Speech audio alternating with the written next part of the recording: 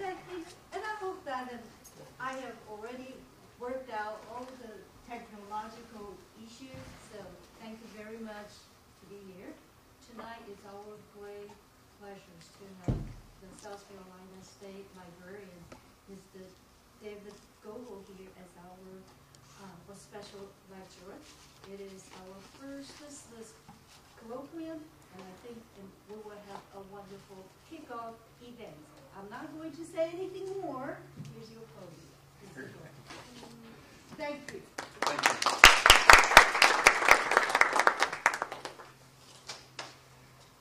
Thanks for the invitation to be here.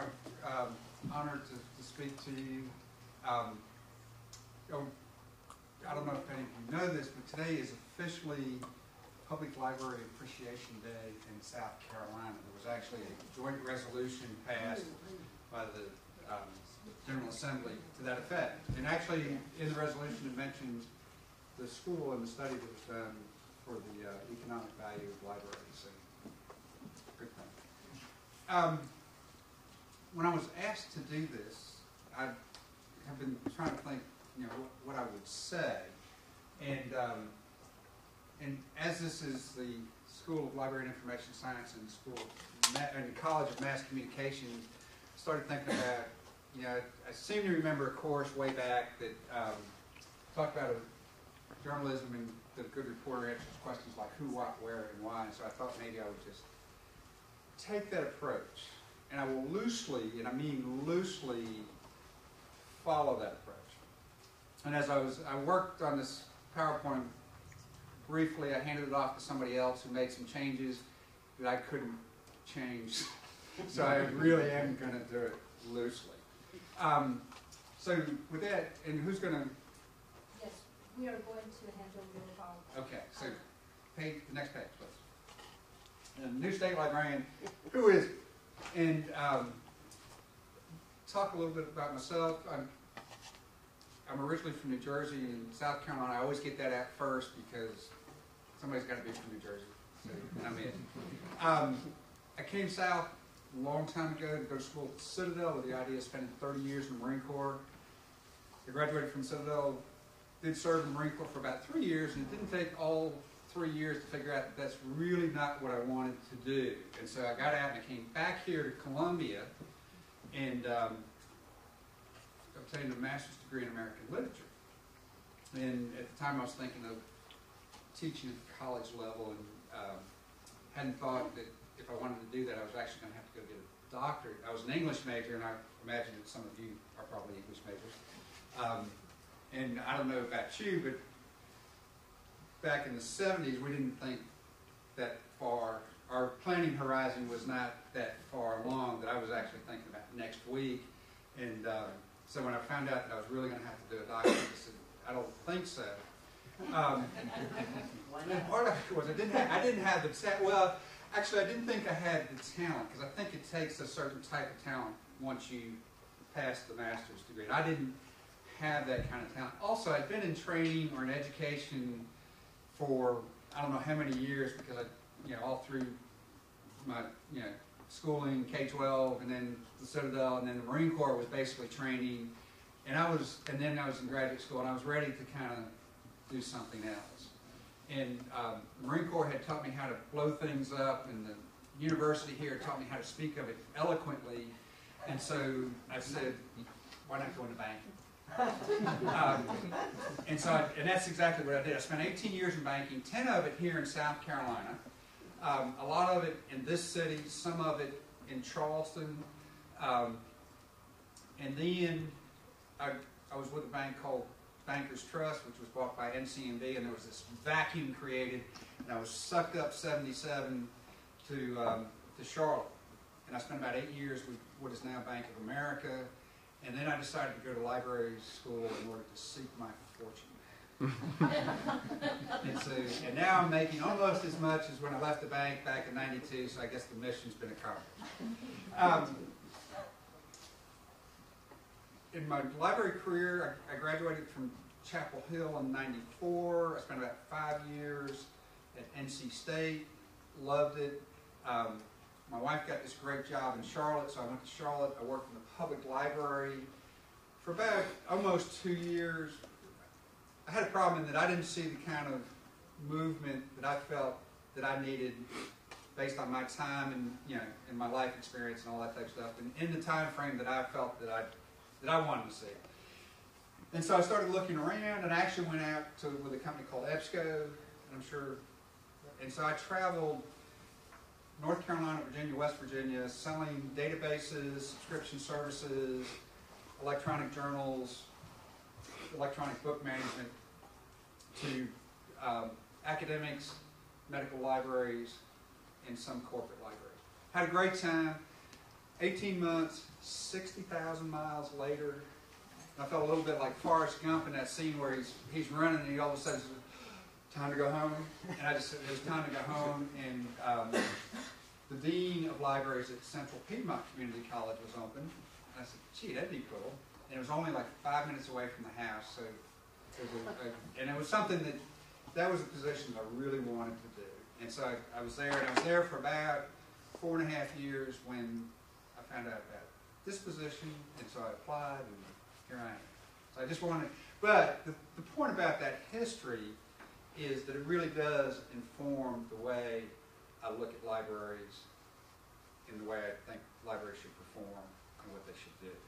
And one of the interesting things, I know people go, well, you know, banks to libraries. One of the interesting things, my first job, as I mentioned, was at NC State. I got there, NC State has a central library and 5 subject-specific branches. And the services that were provided were uniform across those branches other than the subject specificity. And branch networks look like, yeah, I've seen branch networks. Banks have them all the time. And then I said, you know, we lend stuff, and if you're late, getting it back, we charge fees. And I said, I know about that. The circulation function looked a lot like a teller function, and it's getting even more that way. Customer service rep in a bank is kind of a reference area. Banks, if you don't have enough money, you go to another bank and borrow resources, and that looks like interlibrary loan. We keep track of what you have checked out. The bank keeps track of what you have checked in. We had automatic checkout machines at NC State that looked a lot like ATMs, pulling the resources. The parallels between banking and libraries was a one-for-one move. And everything I learned in banking about management and leadership applies to libraries. Every single bit of it. And it was one of those things where it was actually a little depressing thinking that I made this huge career leap to find out I was just back doing the same thing for less money. And I've actually worked harder in libraries than I ever worked in banks. So anyway, that's who I am. Next slide, please. And this is the one that I really wanted to change because it was kind of where I am.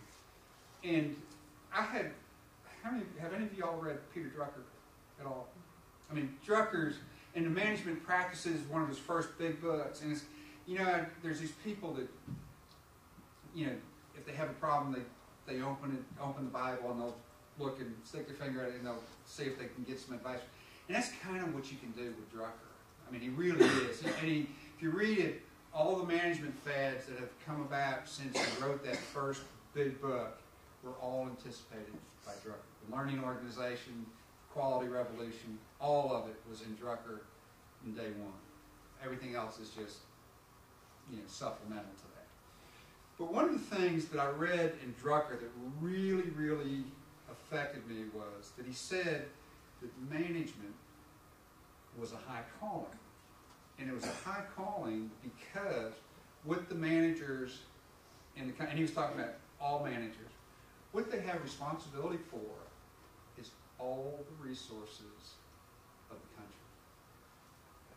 And think about that. I mean, and we're talking about managers in government, in private industry, nonprofits. We have, our responsibility is to manage all the resources, human, physical, financial, in the country. And it really struck me as something, it's a high calling to be a manager. But I also think that libraries are high calling. I mean, the written record of mankind and make it accessible and make interpretive. We're only trying to, provide resources for people's dreams and that type of thing. And so I really see, and I mean this from the heart, that librarianship is truly a high calling. And if you don't see it that way, please leave the room. One of the things, if you expected a really academic discussion, I can do that, but I'm really in operation mode right now because that's my day is operations, and so I'm not going to be real academic, but I'm going to tell you what I'm thinking and what I'm feeling. So that's where I am as far as the profession is concerned. It's a high calling, and if you're going to commit to it, great. If you're not, please, go find something else to do. Next page. Also, I read something. One of the things we're doing at the State Library, and I'll talk a little bit more about the State Library, is we're going through a leadership book. Have y'all ever heard of the Leadership Challenge? And it's Coos and Posner. Great book. Read it. One of the things it says, if you're really going to be passionate about something, you have to suffer for it. And I really do believe that. So, and I know when I was in library school, we, as a student, we talk and sometimes say, well, it really isn't that hard. It isn't unless you make it hard. But you got to make it hard to be really good at it. So work hard. What's the challenge? Go back to that banking. In 1974, when I started banking in South Carolina, just a couple blocks down here, the difference between C&S Bank, Bankers Trust, South Carolina National was the color of the logo and what you were going to get if you made a $500 deposit in a savings account. And one was going to give you a toaster, and one was going to give you a set of china. And that was the difference. And I'm going to give you, this is an abbreviated history of banking in the 70s and 80s. One of the things that happened was that somebody on Wall Street invented something called a money market fund. It spent like a check, paid interest like savings. The banks did not have that. And all of a sudden, and they couldn't have it because they were regulated. And all of a sudden the bank said, me too, me too, me too. And so they were deregulated. And more banks went out of business in that time period than ever went out in the Great Depression. The reason for that was they never competed. They didn't know how to compete. And when you took away, in banking, essentially the Federal Reserve said, here's what you can pay on a savings account, and the state said, here's what you can pay on a loan. There was always a spread, and you had to be really bad to not make money when it was built into your operation. But now, that kind of went away, and they could do that. We had a whole industry called the savings and loan industry. And I don't know that you can find a savings and loan anywhere in this country. All of it went out. They couldn't compete. So we're going along in libraries, and we're the only game in town, right? I mean, if you want good information, lots of information, quality information, assistance with that information, you get in your car and you go down to the library. And then somebody invented the internet. Somebody's going to say how cool it is. Somebody invented the internet. And all of a sudden, we're competing. It's a different marketplace. And from my standpoint, the jury's out as to whether we're going to win or not. Because the web's getting better and better. It's getting richer and richer in terms of, in terms of the information that's out there. The country isn't looking, the budgetary situation is bad. The country isn't thinking about the public good anymore. You can't go, well, gee, libraries are just great, we're sweetness and light, all that type of stuff. So I really do see us in a competitive marketplace. And that should drive the way you approach your studies. It should drive the way you're thinking about your career. And it really does make a difference. Now, when I say that library is going to be around for the rest of my life, it's going to be around for the rest of your life, it's just that we have a chance to either shape what the future library is going to look like, or we can just ride this horse into the ground. It's our choice. It's up to us. It's a high calling, folks. We need to win this battle. That's the challenge. Next. So, State Library. Some of the things that we're doing at the State Library, and I highly recommend if you look at that Coos and Posner book, The Leadership Challenge. He wrote my book, or they wrote my book. I mean, because it really is a great book on leadership. We went through a strategic planning process. We're still in that strategic planning process. One of the things that you do in a strategic plan is you start looking at your mission and vision.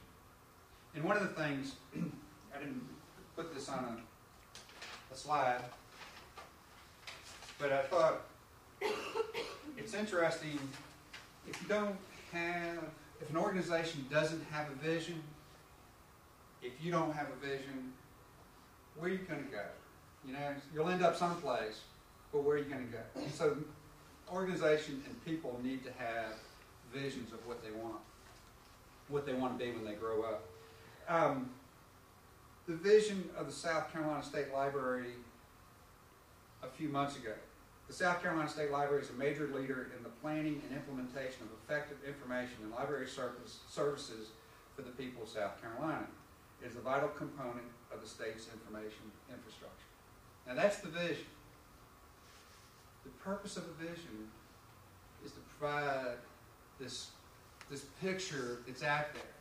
If you can reach it, you probably haven't set your vision right. It's got to be just beyond your reach, just beyond your grasp.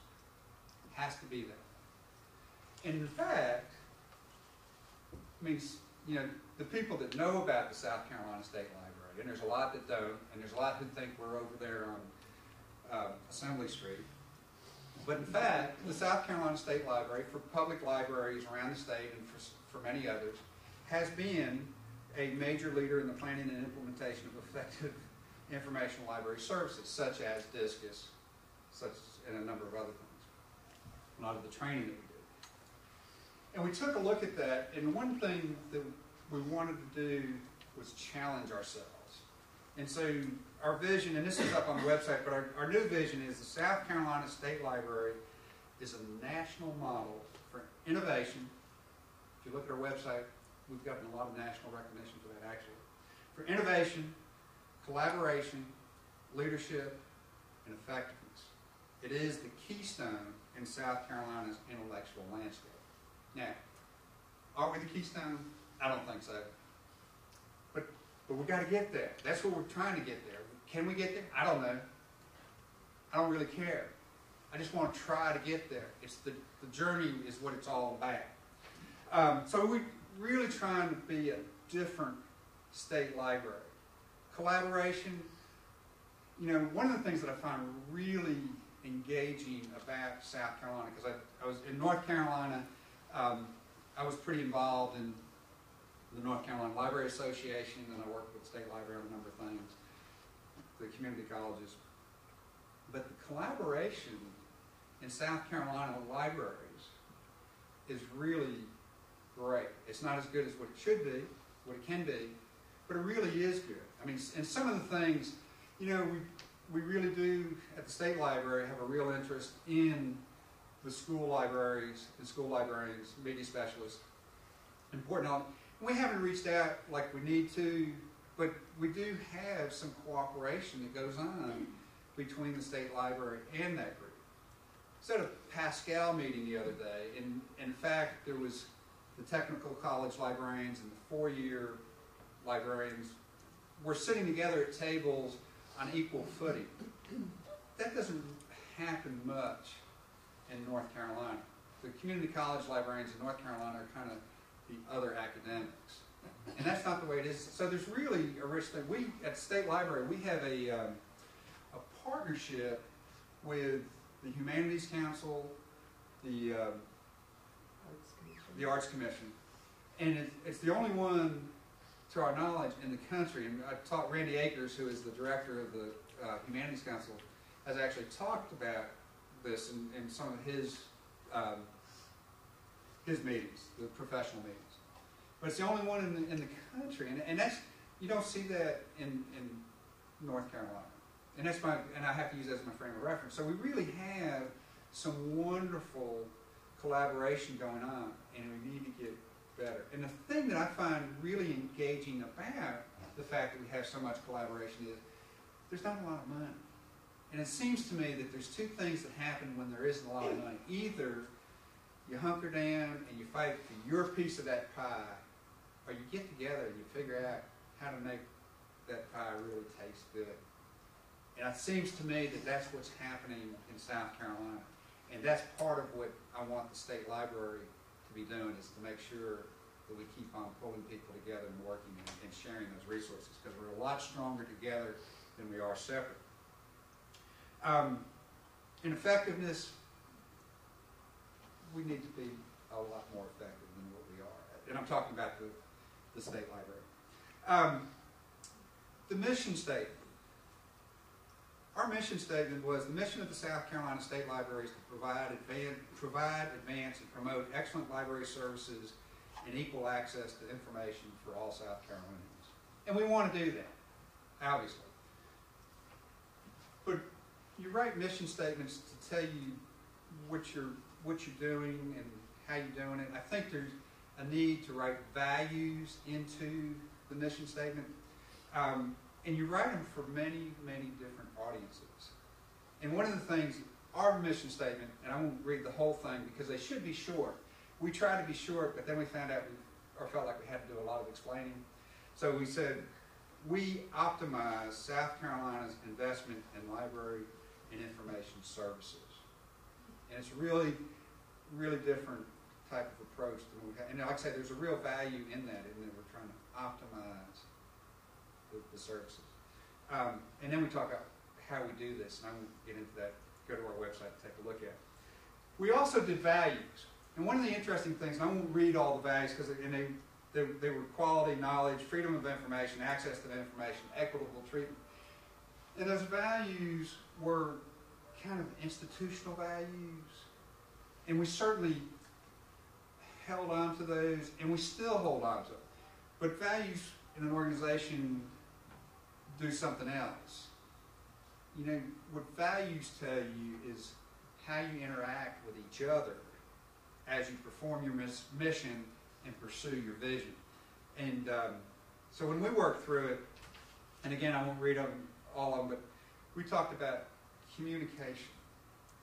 One thing we have a real problem with communication. We're in two buildings.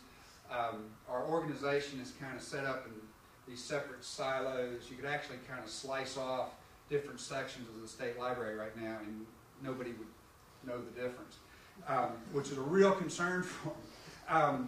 But when we talk about things like communication is essential to building organizational trust and effectiveness, and is the hallmark of respect. And we really are trying to use these to guide how we do it. And we're all human, so we don't always do it, but we work. Professionalism, collaboration, leadership, innovation. All these are new and different values. So those things, we went through this process. We went through a lot of heartfelt discussions with this. The entire staff has looked at it, kind of worked at it. We feel pretty good about it. Some people have, kind of self-actualized, if you will. Some are just kind of complying. Some are like, what is it? But we've only been there 10 months, so we're working through that. Next, please. Some of the programs and themes that we're looking at. I don't know if any of you had the opportunity to look at schoolrooms and the website's there, the address. Schoolrooms, educational portal. A student can go in as a 12th grader or a 7th grader, self-identify, click on his grade, and get information that's grade appropriate. Teachers can go in and get information that will help them with lesson plans. It's all built on curriculum standards. Librarians can go in and get assistance. one of the things that I really liked about it was parents. One of the reasons why we did this was a couple things. First of all, we had some money that we needed to spend and had to do it on something that would really make a difference in the state of South Carolina, to the people of South Carolina. But with this, one of the things that I saw in this was, first of all, it was a great thing for students and parents. The other thing was that it was really something that would help us collaborate with the State Department of Education. And I don't know if any of you have been to the state library, but the building, the State Department of Education, is right across the street, and the distance between the two buildings is a lot greater than the street width would indicate. So that's something, and it's very important. And it seems to me, you know, we need money. We're supposed to serve government, state government. So kind of tying our wagon to education is a good thing. It also is, in some of our counties, the public libraries work really good with the schools, and some of them they don't. This gives them a tool to start working really well. It gives them something to talk about and discuss. So this was a real kind of a strategic direction for us. South Carolina Business One Stop. And this is something new for us. And I don't know if you've been out, take a look at it. One of the things that I felt like we really needed to do at the state library, and for public libraries, and for every other library, is we need to tie our wagon to the idea of economic development. And we need for people, when these guys, am I pointing in the right direction, down at the State House, think about libraries, they need to think economic development. We need to give these guys money because they're going to help make money for the state. They're going to help people go into business. They're going to help. It's really important that they think that way. South Carolina Business One Stop is a Commerce Department function or agency. What this does, if somebody wants to go into a business, like a coffee shop or whatever, they can go here and they can find out what state documents they have to file, what licenses they need, what county requirements they have to meet, what municipal requirements they have to meet. What doesn't happen here is, how do you put the business plan together? And not everybody in South Carolina has got their master's degree in business administration, and some of them are struggling. And where I see public libraries going with this is by providing that service. And if we can figure out how they do that and do it well, we're tied to economic development. And that's, again, it's a strategic step. We also found, as we went over and talked to them, that their website was a little funky, and they had somebody from the computer department working on it. They really didn't understand the added value that librarians add to this process. And they were really kind of amazed when we started saying, you could do this, we could do this, and this would be better, and da-da-da-da-da. So we're serving state government. And one of the things we thought about as one of our things at the state library we're supposed to do is we're supposed to provide information services for state government. And I don't know that we do that as well as we should. And I'm not sure, we've always looked at it as, come on, ask us a question. And I think this is the direction that the state library needs to go, is being out there and helping people with information processing, needs, access, that type of thing. So that's a theme and a direction. Another one that we're looking at is Evergreen. Y'all familiar with the open source Georgia product? I mean, they're using an open source software across the state for their public libraries. And it's open source. When you say open source to a library automation vendor, you'll see them quiver, because this is, people say it's free. It's not really free, because you've got to have the people to be able to manipulate it, write programming, and that type of thing. Georgia has put this across that. One of the things that you can do is actually go into a union catalog and see what everybody else who's on this system has. You can request it. Each library can put things into it, like if you don't want your new stuff to circulate for 6 months, you can put an embargo on the thing. One of the things we tried, this is prior to my arriving, but we looked at the idea of putting together some kind of union catalog for the public library. And it was kind of a resource sharing, but there are little fiefdoms, and not everybody wants to freely lend their books. And it was somewhat problematic because they thought we were heading towards a statewide borrowing card, which would really be a good idea. But there was some, you know, and rightfully so. I mean, there's politics involved in it. So, and we actually had an RFP, request for proposal, at the CIO's office to look at a vendor to do that. And we pulled that off the table. One was because I didn't fully understand it. I'll freely admit that what I would say, this was one of those things where it had to move in the first couple of months that I was here. And we used it to go with the schoolrooms. But what the Evergreen does for us is the same thing and does it in a much more strategic way, because we can get those that are interested in doing it involved, and there's politics involved in it. What we have to do is we have to get people that are interested in it. We have to get them to give up some money, and it's the money that they save by not buying a new library system and the maintenance on those library systems. And then we take that and pool it, and we'll hire programmers and people to support this thing. And then we've got to figure out how that happens. But it seems to me, if we can get a critical mass going with this, what we can then do is we'll get more and more and more. And then it's going to get to a point where those folks who want to say, oh, we don't want to be part of it, this is fine, go justify why you're spending X number of dollars when you could be part of this for just a small membership fee. So, one reason I go back to talk about the themes that we're involved in at the State Library, also the fact that we're talking strategies. I mean, all these things were kind of selected and looking at where we're going, how we're going to do it, how we're going to get more money. And we want people, you know, what libraries are about, public libraries and media centers and like that, is about people reading, people learning. But sometimes you got to have money to do that, and so we've got to go and look at how we can get the legislators and the county councils and the city managers and those types of people to see libraries as something, as economic engine, so we can get the money to do the things that we want to do for the public good. So, next slide. I want you all to know we're a contributor to the book festival, which is coming up in February. Please come down. This is going to appear in a quarter-page ad in the state, and advertise. I don't know if y'all are familiar with some of the services of the State Library, but Discus, obviously, the databases, talking book services.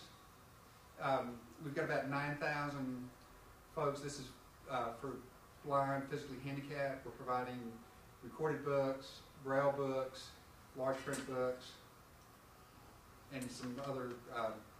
We also have people, walk-in customers that are using some of our adaptive technology type things. Schoolrooms, which is new, and the Center for the Book, which is something. This is one of those things where it used to be called the Palmetto Book Alliance, and the Center for the Book. My predecessor, Patty Butcher, had somehow bought, cajoled, traded, or whatever for this name, which is kind of what. It's kind of a national brand because most of the states have a Center for the Book, and it's actually affiliated with the Library of Congress. And this is an area where we're kind of trying to make that a little more vibrant than what it's been. We've had lots of speakers. We've started a program called Speaker at the Center. And one of the things I kind of would like to see this evolve into a membership organization. I mean, ideally, and I need to be careful because I don't want to step on, there's other membership organizations around that kind of do the same or similar thing. But I'd really like to get it to the point where if you're not a member for the Center of the Book, who are you? And by the way, please leave a deposit at the door because we need to support libraries in South Carolina. But anyway, just wanted to point that out. Next. Any questions? I want to thank you for letting me be here. Thank you for your interest. Thanks for the future that you represent. And that's what I have to say. So, sorry I didn't mean to take up so much time. No. Appreciate it. Thank you. But are there any questions? I'm just so curious how you went from banking to libraries. What? Because you didn't see the connection until afterwards. Right. made you think that was your next step? Well, when I came to the university here, I had an assistantship. There was Kim Toombs, Yeah. and was the director of libraries, and I worked for C.J. Cambry, and I worked as a student assistant for the 2 years that I worked on that degree, and just loved it. I mean, I can go into that. You know, at that time, it was the McKissick was the graduate library, and that's where I worked. And I can go in there today and find a spot on the floor where I sat one day, because one of the things we were doing was we would take books off the shelf, put them in boxes, and we were shipping them over to different locations because Thomas Cooper was being built, and this one was being closed out, and some of them were going into storage and all that. But I can walk over there and say, I sat here one day taking a rest while some of the others took a break, and I sat there and I saw the light come through the window, and you know how you can see dust motes, and I thought about, you know, what I was doing. And I really, I mean, this was one of those magical moments, and I said, you know, gee, wouldn't it be great if I could run through this library and rub the back of every book and understand what's in it. And it was just, you know, and I remember that moment in time like it was this afternoon. And so I love doing that. And one day, Ken Toombs took me to lunch, and he took me over to what was then a big hole in the ground. And it was one of those conversations where he said, gee, David, you know, you seem to like what you're doing. We're really impressed with what you're doing. And also I was loading books and boxes. He says, you know, if you wanted to go to library school, I could help. And well, I'd say, and it was again, it's like, you know, when I finish this, I don't want to do the doctorate. Why would I want to do library school? And my wife at the time was not going to let me go continue on in school. And so I just said, no, I'm not going to do that. Well, then I went into banking, and I liked banking, and I really did. I mean, it was a hoot. When I was with Bank of America, one of the things that I did constantly, you know, Hugh McCall, who Bank of America is the Marine Corps of banking. Hugh McCall, who was the real power that got that bank. He's retired, but he was a former Marine, and we did some magic things. I mean, it was absolutely fabulous. But we bought the banks in Georgia, we bought the banks in Texas, we bought banks in Florida, and it was always constantly, okay, can we really make this happen? Can we get it done on time? Da, da, da, da. I like that kind of work. It kind of, one reason why I'm fairly free with change and like that, and fairly comfortable with, was because we were constantly changing. You had to be on the side of change, and if you stood in front of it, it was going to run you over, and you had to kind of be good at making it. But doing that, there was one point, and again, it was kind of like Forrest Gump when he's running along. He says, it's time to go home. And I said, wait a minute, is this what I really want to do for the next 20 years? And the answer to that was, no, you know, and I'll tell you the short story, I won't make it long. But anyway, it was kind of, do I want to do this for the next 20 years? And the answer to that, and then the question was, what do I want to do? And so it really was one of those, and I was at a point where it was me and 2 Labrador retrievers that I had gotten in a divorce settlement. I got the kids. And I had the chance of, I could do what I wanted to do at that point. And when I say that, not financially, because I've never recovered from leaving the bank, but I could set off in another direction. I just said, what would I want to do? And I just said, when I was working in that library, that was a hoot. I really liked it. You're working with good people. You're working with really interesting things. I like the academic library. I mean, I really struggled with whether I was going to go academic or public, and now I've done it all pretty much. But it was like, when was I having? And I said, Columbia, sitting in McKissick, that streak of light, those dust motes running through the library. I can do it. I was right down the road from Chapel Hill, which was the only school that I applied to. I said, why not? And so I went off to library school. And that was it. I mean, it was, and I remember it was kind of interesting because my first class was a management class, because wanted to learn how to manage libraries. And I remember, I had a motorcycle.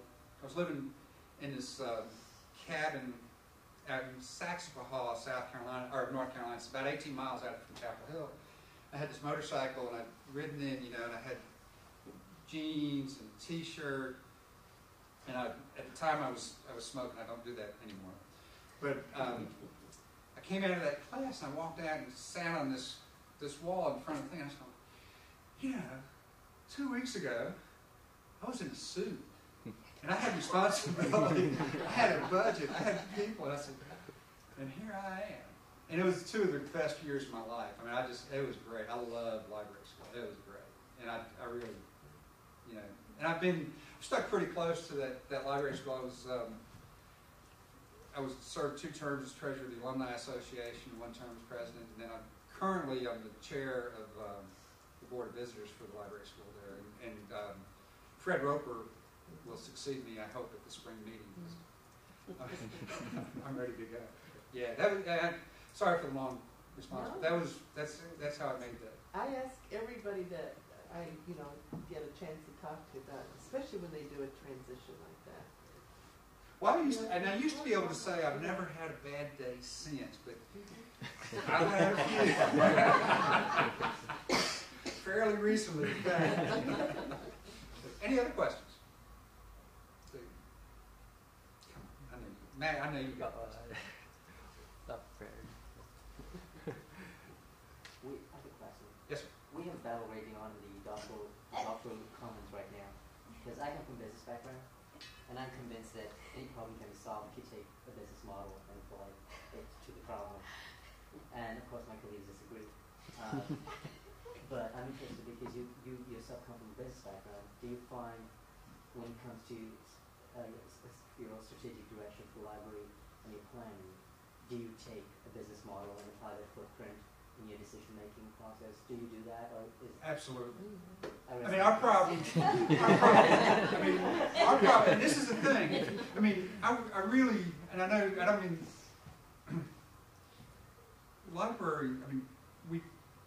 libraries need leaders. We need managers. And I'm not talking about, there's a difference between leaders and managers. Managers deal with things, leaders deal with people.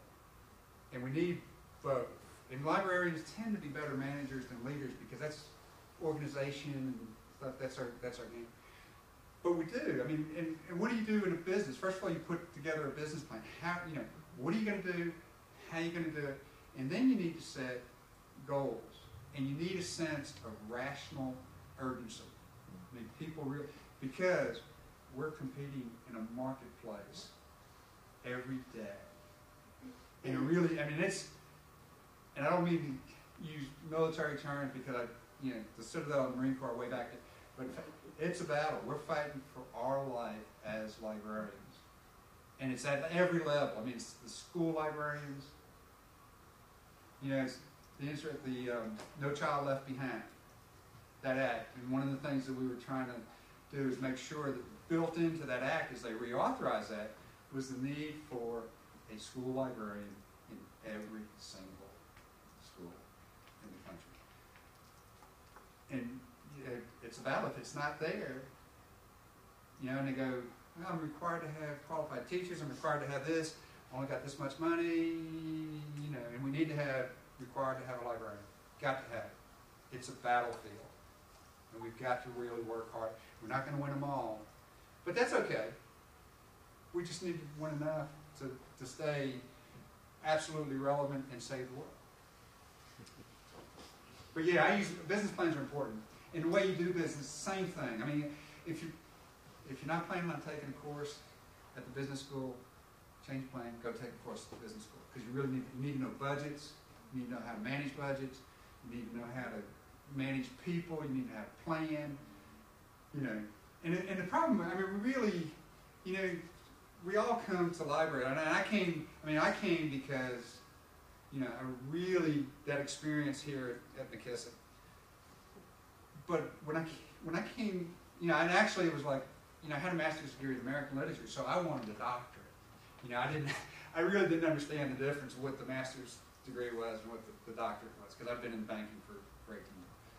But, where was I going?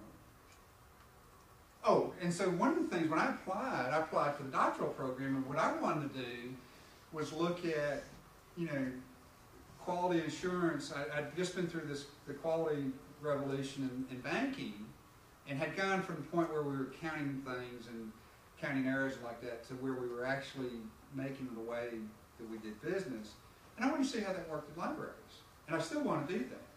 I mean, I think one of the great things that I'd like to go back to school and do is study, you know, in corporations, you have this bottom line, and it drives that everything is driven by it, because you're either trying to save money or make money. And if you add a new business line, there's an expectation, and this is one of those things. You add a new business line of business, there's an expectation that there's going to be a revenue stream. In libraries, we just add new lines of services without any additional money. We don't think, well, should we eliminate something? We're still doing some of the stuff that we did 100 years ago. And that's not a way a business model will work. But I think the interesting thing is, when you see a nonprofit that's really working, that's really effective, there's something magic about that situation. Because there isn't a natural bottom line. But you can create bottom lines, because, and this go back to Drucker. What he'll tell you is, and I don't believe for a second that the business world believes this, but what Drucker would tell you is the measure of profit that you're making is the measure of customer satisfaction. And so if you're satisfying customers, and this again is why you need to study business, so if that's the truth, we're in the customer satisfaction business. And so the question is, how do you measure that? And I think we need, you know, one of the things that businesses do to succeed, they measure things. You know, one of the things they measure is that bottom line. And so you need to be measuring customer satisfaction. And if you don't know what it is, make it up. I mean, because you've got to start, once you start looking at it, it'll tell you something. Really. When I got to NC State, one of the things, my first job, and Susan Nutter, who's the director there, gave me a real opportunity. Right out of library school, she made me a department head, and I had interlibrary loan. And one of the things that I wasn't taught in library school was anything about interlibrary loan. But, so I kind of said, okay, I can do, and it was interlibrary, it was resource delivery was the name of it, and it was in document delivery interlibrary loan. And so I went over and I started looking at what we were doing and trying to say, okay, so how do I make this better? What's the name of the game here? And one of the things, we had this system, and I cannot remember, it actually came from, I think from Brigham Young, but when you got a request, you put it into this system, and then you took the floppy out of that, and you walked over and you stuck it into another machine, and it got uploaded to OCLC, and it went out requesting those books. And as I looked at that, the one thing I realized, what we had was the date that a request came in, and a date that the request went out. And the question to me was, how long does it take? And so we pulled it out, and it was kind of like, for me, it was like, okay, when I was in banking, one of the things I was doing was consumer loans, and one of the things you want to know is you age the loans. How many are, people are making payments, how many are current, how many are 10 days, 30 days, 90, and I said, that's what I want to look at. And so we looked at it, and this thing would tell you the average, and it was taking, on average, 30 days. And I saw those eyebrows, but it was taking, on average, according to the machine, 30 days from the time somebody brought in a request until the time that it went out the door. And that was insane. And so the question was, why is the system telling us that? And we started looking at it. And some of it was really obvious, like there were some tests that were in there that when they set the thing up, they put it in there and they were still in there. So they were showing as being, we pulled those out. And so it dropped down to 27 days or something like that. And then we went through and we started looking at it, and finally I said, okay, here's what we're going to do. Anything that's a year old or older, we're blowing it away. And we just blew it away. And there was people, oh, you can't do that, you can't do that. So, you know, if somebody hadn't come in and asked us about it, you know, it's a year, it's a year or more. And so that, of course, dropped it down a good bit. And then we said anything that's, basically it was like anything that's 3 to 6 months, or, you know, anything that's 6 months to a year, we'll send people a letter and say, if you're interested, great, give us some more information, we'll go look for it. If we don't hear from you, we'll wash your hands of it. Blew those out. We got a few people that came back. And then we actually we took one more shot at the ones that were 6 months, and we tried to do it, and if we didn't, we wrote these folks and said, we can't find this information, if you really want it. Again, you know, it's so we went through the process till we finally got down to what we had. The interesting thing was, it got down fairly, over a couple of months, it got down to about 15 days. I was like, that's crazy, you know, we can do better. And so then we started asking questions, because it was, and this is exactly the way business would do it. I was just doing what I would do as if I was in the bank. And we started looking at it, and we said, well, you know, some people bring in 25, and we only do 5 a day for anybody. I said, really? So what do you do with the rest of them? Oh, we have this thing. Well, what happens if you only get 5 in a day? I said, oh, it doesn't matter. You know, we just, you know, if we get 5 in a day, and somebody brings in 20, we all do. I said, well, that's crazy. You know, we can do better than that. So we started, and it turned out that they could actually do, you know, I said, we need to be fair about this. So you take 5 and you put them at the front of the list and 5 at the back of the list, and we just work them as we get to them. Well, let's not, and the next day, you know, we'll just, you know, the ones that are on the bottom move up to the top. And we cut it down to, I think we went from like 15 days to 8 days. And then I went to the guys and I said, okay, what I'd like to do is go to the management council and tell them we're going to cut this in half from 8 days to 4 days. How are we going to do that? I don't know, but we can do it. We're good enough. And we started working, and we just started looking at what the policies and procedures and everything. You know, one of the things we had was, we had a librarian that had collected furniture. I mean, it is a really, I don't, it's one of those types of person who never threw anything away. And we started going through it and said, get this out, get this out. Let's, you know, and we took out a lot of furniture that just wasn't necessary. We had, you know, shelves of these finding aids, and I said, you know, if we hadn't looked at these in a year, put them back on the shelf, get these out of the way. And there was lots of things that we worked at, and we cut it down to 4 days. And the really interesting thing was that at the end of every month, I'd get out of my office and I'd be walking over to pull this out, and I'd pull out the report. I'd say, hey guys, look at this, we're at such and such. Well, then it got to the point where I'd start walking over and they go, hey, David, look at this, we're at 3 days. Hey, look at this, we're at 2 days. Look at this, and we got down to the point where if it came in, it went out. And I do know that people were cooking the books a little bit, because something came in Friday, of course. Okay, we'll hold that and we'll put it in the money. But that's okay. The fact of the matter is we improved. And that was the one thing we could control, was that time period, because we'd get these big reports from OCLC, and it was taking 2 weeks on average for that book, you know, from the time we ordered for the time that it came in, because once we received it, we, you know, put it in. And then the question became, well, how do we shrink that time up? And that was another question, because we didn't control that.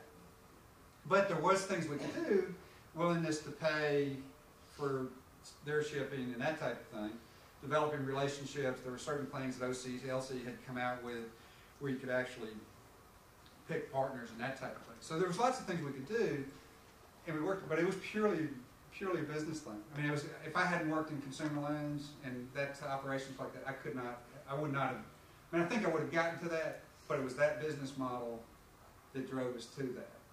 You start measuring things and things start getting better. I've never seen it fail. Never seen it fail.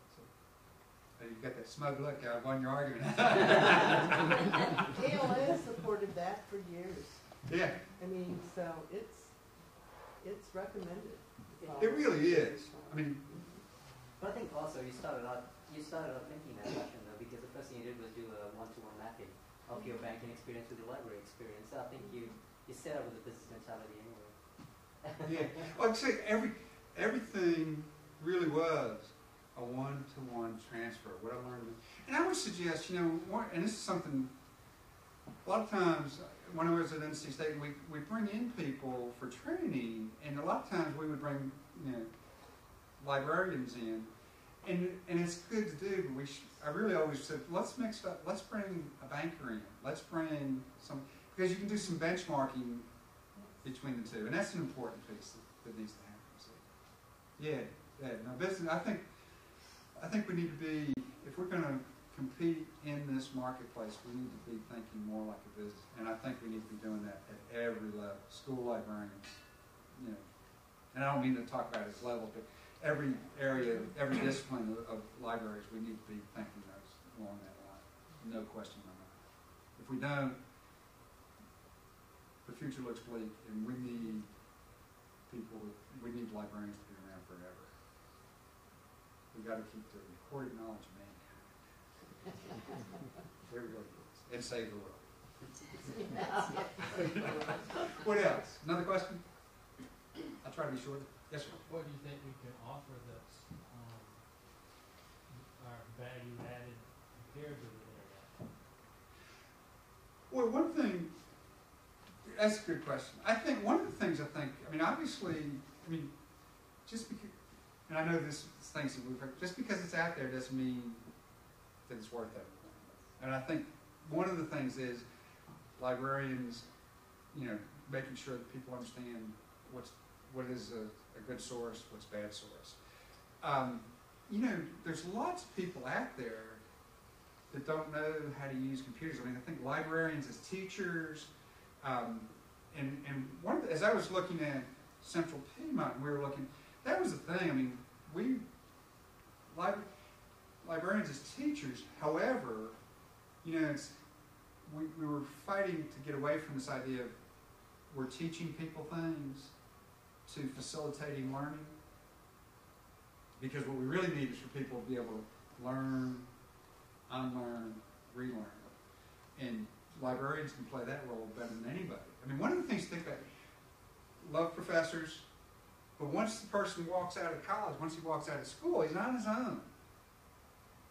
And where's he, and what we need for them to understand is they need to go to the library, be it online or whatever. So I think that's it.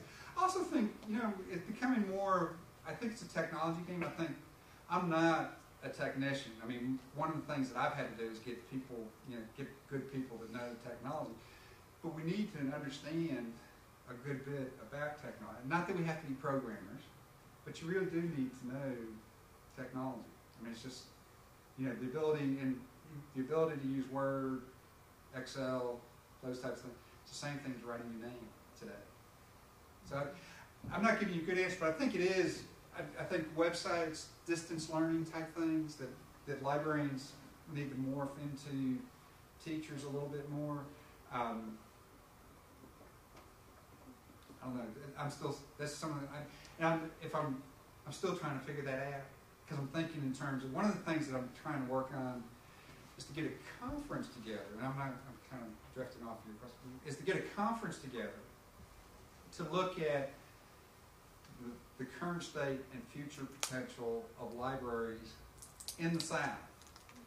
Because I think one of the things we need to look at is what is, and I'm thinking public library, what is the role, truly the role of libraries today?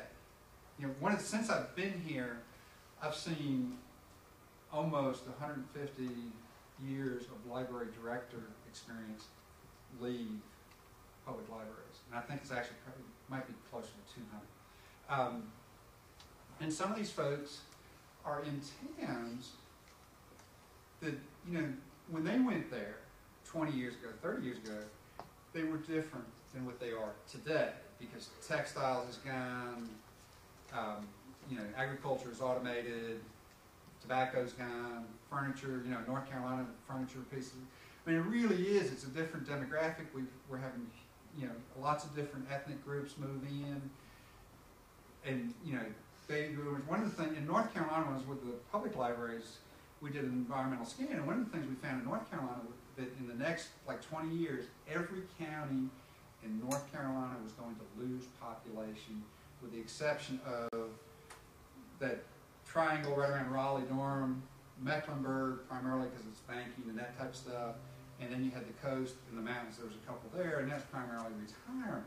Now, that to me was kind of like, so we had 48 community colleges spread across this long state of North Carolina, and I got to believe that that demographic alone is going to have an effect on how we were doing business. And so as I look at South Carolina, and it's smaller, but we have the same types of things. I mean, there's counties that are losing population. There's, you know, ethnic populations moving in. There's things like, you know, Beaufort, which was not all that wealthy, a community 20, 30 years ago, is becoming one of the wealthiest communities in the state. And that has an effect on what kind of services need to be provided, what kind of folks we need to provide those services, and those types of things. So the question to me is, how do we serve, and looking at, again, the school librarians and the public librarians, what do we need to do? How do we fix that? You know, because that's where it all is. I think there's opportunities for things like, I was up in Marion